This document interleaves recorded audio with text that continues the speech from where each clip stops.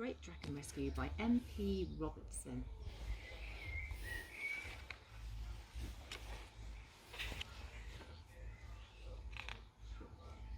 George was bored. When it came to fighting, chickens weren't half as brave as dragons.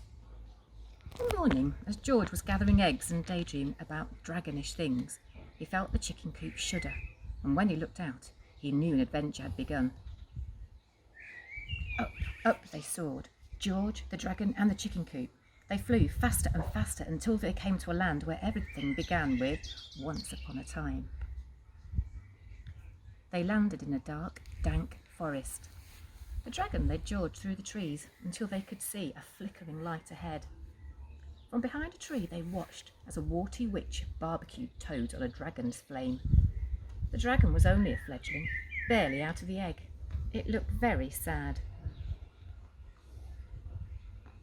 George and the dragon waited until the witch had gobbled her way through a cauldron full of toads. Soon they could hear her snores rattling the windows of the cottage. George rushed to open the cage, but as he struggled with a knot, the witch's crow flapped around the cage, squawking, wake up, witch! Someone's stealing the dragon." The witch came bursting out, her wand crackling with spells. "And who dares to steal my barbecue?" she roared.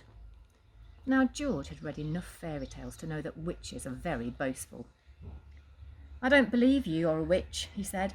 "Real witches can fly on broomsticks." "Of course I'm a witch. I'm the quickest, wickedest witch in the West," she bragged. "My dragon has beaten the wicked witches of the North, South and East," George fibbed. "I bet he can beat you too." "I bet he couldn't," sneered the witch. "Let's race around the enchanted castle and back, and when I win, I'll turn you both into toads for my tea." She jumped on a broomstick.